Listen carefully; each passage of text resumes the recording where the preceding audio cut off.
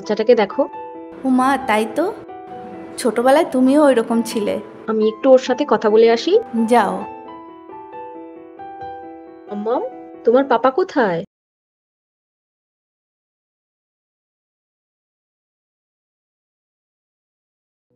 ওর বাবার নাম জানে না, আমি ওকে বলিনি।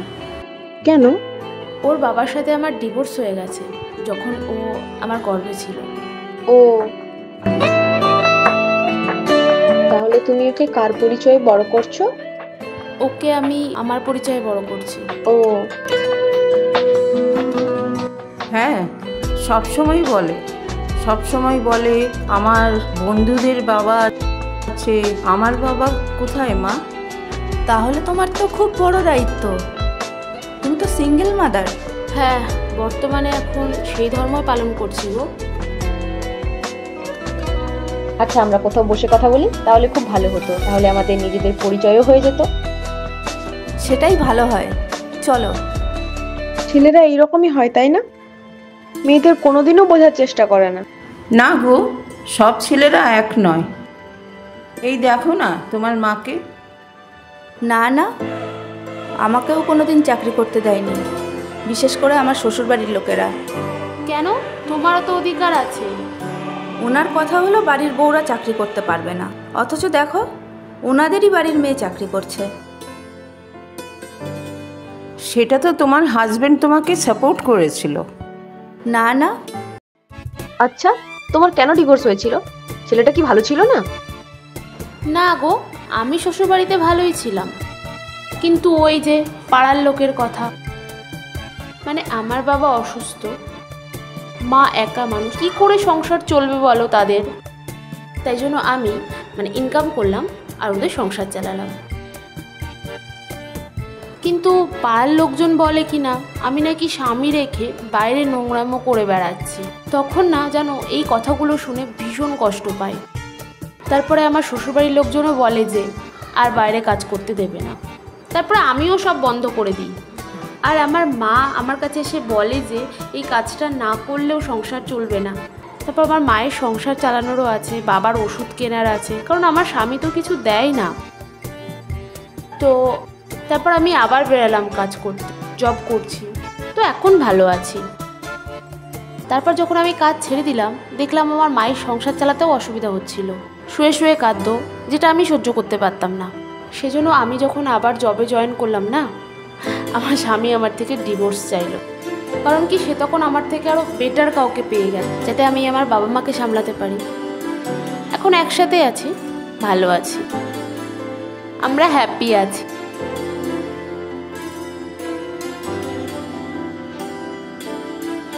হ্যাঁ, তারপরে যখন আমি জানতে পারি আমি প্রেগনেন্ট, তারপরে না কাজটা আর ঠিক হলো না। তারপরে গিয়ে বাচ্চা সামলানো, সংসার সামলানো, তারপরে না কাজটা ঠিক আর হয়ে ওঠেনি। তারপরে এই জব নিলাম একটা, এখন বাবা একটু সুস্থ। আমার নাম শ্রীলেখা। না গো, আমার শ্বশুর শাশুড়ি স্বামী সব ভালো ছিল, আমাকে কাজ করতে দিত। আমি অনেক ছেলে মেয়েদের রান্নার ক্লাস করাতাম, কিন্তু ওর বাবা মারা যাবার পর সব ছেড়ে দিয়েছি। আচ্ছা ছাড়ো এখন এসব কথা, তোমরা বলো তোমরা কোথা থেকে এসছো, তোমরা কোথায় থাকো? ও, কলকাতাতে? বেশ, খুবই ভালো। তুমি কি করো? এখন তো পড়াশোনা করছি আর মাঝে মাঝে মডেলিং করছি, চেষ্টা চালাচ্ছি, স্ট্রাগল করছি, দেখছি কি হয়। এই নিয়েই চলে যাচ্ছে মামের। আচ্ছা চলো না ঘুরে আসি আমরা। চলো, তোমরাও চলো তাহলে, চলো।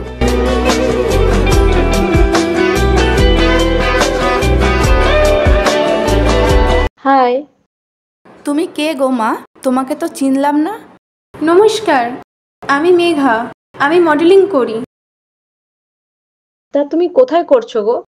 কলকাতার নামকরা এজেন্সিতে করি, সেখানে মডেলদের প্রমোট করেন আমাদের স্যার। বাহ, সেটা তো তাহলে খুবই ভালো কথা। তা তুমি কি করো গো? আমিও আগে মডেলিং করতাম, অ্যাক্টিংও করেছি, কিন্তু সেই সময় খুবই নাম ডাক ছিল। কিন্তু বিয়ের পর বাচ্চা হলো, সংসার সামলাতে সামলাতে না সেই নাম ডাকটা না হারিয়ে গেল। ওখানে কি কি কাজ হয় গো? ক্যালেন্ডার, ব্যানার, ব্র্যান্ড শ্যুট সব হয়। তাই বলছি, এতে কষ্ট করতে হবে না।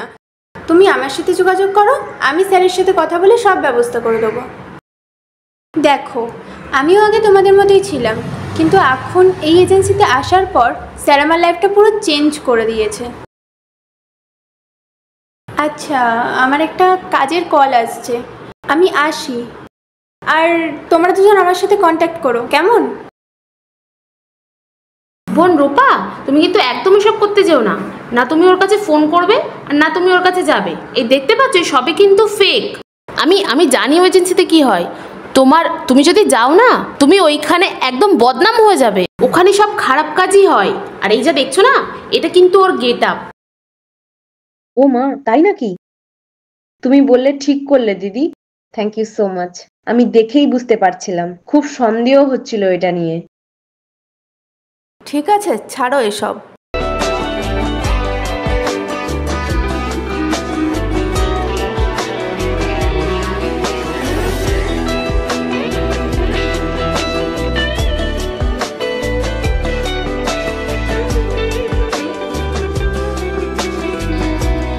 তাহলে তুমি তোমার মেয়ের বিয়ে ঠিক করে ফেললে?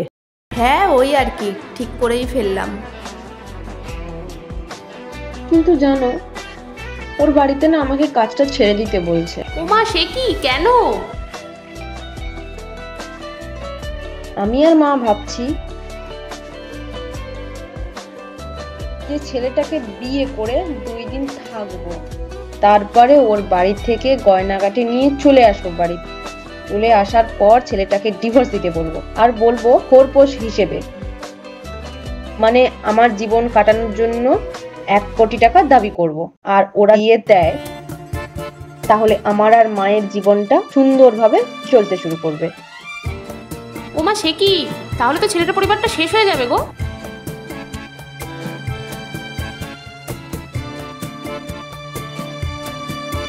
আমিও তাই বললাম, শুধু শুধু জীবনটা কেন নষ্ট করবি? এরপরে ওইখান থেকে ডিভোর্স নিয়ে অন্য কাউকে বিয়ে করে নিবি, যার টাকা পয়সা আছে। ও তো ঠিকই বলেছে, তুই বুঝতে পারছিস না। তোমাদের মতো কিছু মানুষের জন্য না কিছু ছেলে মেয়ের জীবন নষ্ট হয়ে যায় মা। কিন্তু যখন ছেলেরা মেয়েদের জীবন নষ্ট করে, তখন কি করবে? আমি শুধু ছেলে বা শুধু মেয়ের কথা কিন্তু বলছি না, আমি সবার কথাই বলছি। একটা ছেলের যতটা সংসারে সময় দেওয়া উচিত, ঠিক কিন্তু ততটাই একটা মেয়েরও সময় দেওয়া উচিত। আমি এখনকার কথা বলছি না, মানে আমি কিন্তু আগেকার কথাও বলছি না, কারণ আগে অনেক কিছু হতো যেগুলো এখন না ধরাই ভালো। সংসারটা যখন দুজনারই, তখন দুজনকেই সমানভাবে সময় দেওয়া উচিত।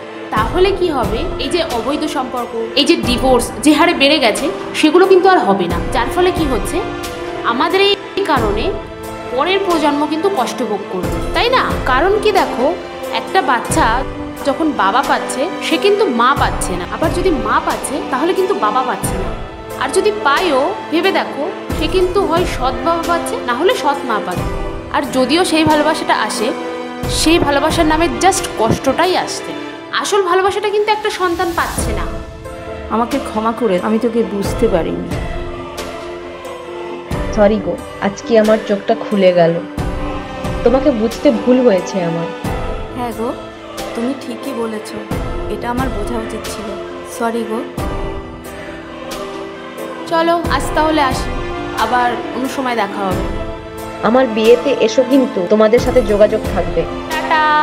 যে কোনো সংসার বা যে কোনো কাজ একার দ্বারা সম্ভব নয়, সেজন্য সবার সমান অধিকার থাকতে হবে। না হলেই নেক্সট প্রজন্ম কষ্ট পাবে। কেউ বাবা পেলে মা পাবে না, আর মা পেলে বাবা পাবে না। আবার এদের পেলে দাদু ঠাম্মা, কাকা কাকিমা, জেঠু জেঠিমা, কিছু আত্মীয় স্বজন, মানে যারা এদের কাছের প্রিয় মানুষ, তাদের হারিয়ে ফেলবে এরা। আর তত ডিভোর্সের হার বেড়ে যাবে। তাই বলছি, সবাই সাবধান হও, সবাই সংসারে সমান সময় দাও, তাহলে দেখবে সব কিছু সমানভাবেই এগোবে। কিন্তু যাই করো না কেন, সংসারের সমস্যা বা ঝামেলা করে নয়,